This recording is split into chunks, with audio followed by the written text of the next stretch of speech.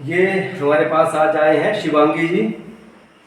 तो शिवांगी जी, आपके क्या प्रॉब्लम है आपके दांतों में?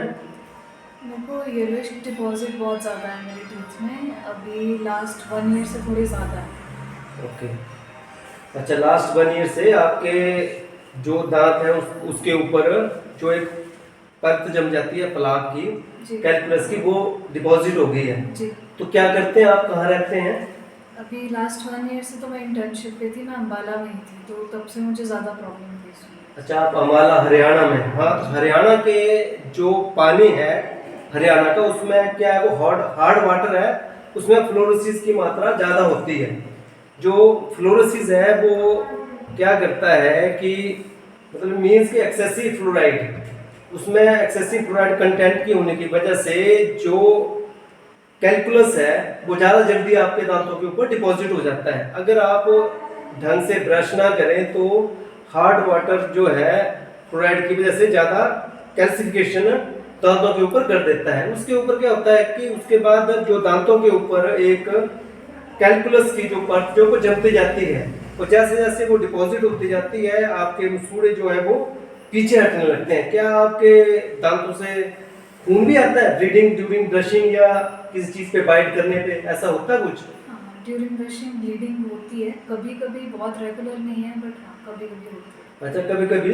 कब से हो रहा है ऐसा, कब से ब्लीडिंग ऑन ड्यूरिंग ब्रशिंग हो रही है आपको? बहुत रेयर है, लास्ट 1 ईयर से ही मैंने 2 मंथ्स में 1 टाइम, जस्ट ऐसे, बहुत रेगुलर नहीं। अच्छा, कभी आपने अपने दांतों को चेक करवाया, किसी डेंटिस्ट को या डेंटल सर्जन को दिखाया? नहीं, पहले मैंने कभी कंसल्ट नहीं किया अच्छा, इससे। पहले, इससे पहले आपने कभी किसी से कंसल्ट नहीं किया? तो कोई बात नहीं। होता क्या है कि ये दांतों के खराब होने का मेन कारण जो है, ये कैलकुलस जो आपके ऊपर जो आप पीली परत बता रहे हैं जो जम जाती है, उसके 1 मिलीग्राम में बहुत ज्यादा बैक्टीरियाज होते हैं। 1 मिलीग्राम में 1.6 टू 10⁻⁶ इतने ज्यादा बैक्टीरियाज होते हैं। ये क्या करते हैं कि जो इन्फ्लेमेटरी रिएक्शंस होते हैं इसमें, और ये एसिड्स क्रिएट करते हैं, और उसकी वजह से आपके जो गम्स हैं, मसूड़े हैं, वो रिसीड करने लग पड़ते हैं, दांतों से नीचे हटने लग पड़ते हैं, और बोन की डिस्ट्रक्शन होने लग पड़ती है।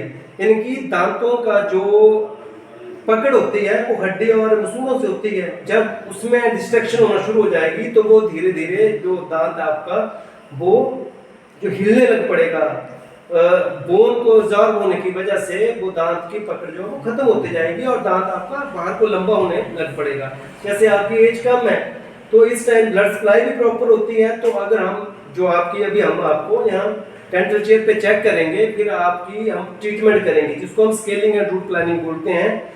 फिर क्योंकि एज कम होने की वजह से जो भी हम जो उसके ऊपर डिपॉजिट है, जो कैलकुलस है, उसको हम अल्ट्रासोनिक स्केलिंग से रिमूव कर देंगे। फिर आपका जो दांत है, जो मसूड़े हैं, जैसे उनमें स्वेलिंग आ गई है, ब्लीडिंग हो रही है, वो सारा एकदम से सबसाइड कर जाएगा। तो फर्स्ट लाइन ऑफ ट्रीटमेंट जो आपके केस में हमारी स्केलिंग एंड रूट प्लानिंग ही रहेगी। तो उसके बाद जो मैं आपको माउथ वॉश, आपने कितने टाइम ब्रश करते हो आप?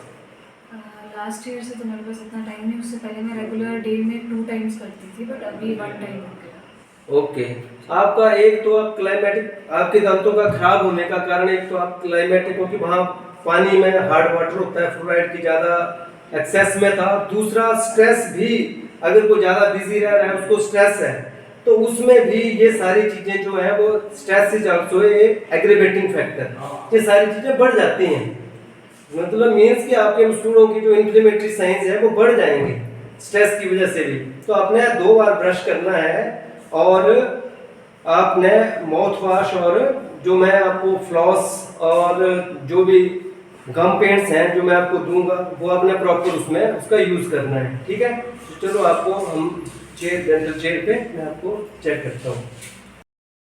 ये आप देख सकते हैं कि कितना हैवी कैलकुलस जो है वो इनके अंदर वाले दांतों के ऊपर डिपॉजिट हो गया है, और इसकी वजह से इनके मसूड़े भी नीचे रिसीड कर गए हैं, और मसूड़ों में स्वेलिंग आ गई है। और इनका एक और कारण कि इनका जो कैनाइन है वो भी जो है ये लिंगुअली रप्ट हुआ है।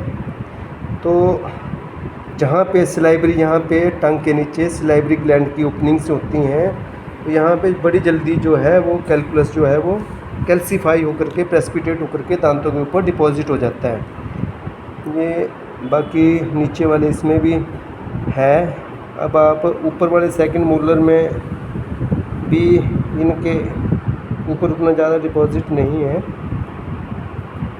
अगर इस थोड़ा फ्लोरेसिस की वजह से इनके, ये देखो आगे वाले दांतों पे कितना जो है ये जमा हुआ है कैल्कुलस, और फ्लोरेसिस की वजह से दांत जो है वो ब्रिटल भी हो जाते हैं और थोड़ा येलोइश कलर भी, मॉटलिंग ऑफ इनेमल भी हो जाता है। अब हम इनकी स्केलिंग एंड रूट प्लानिंग शुरू करेंगे इसके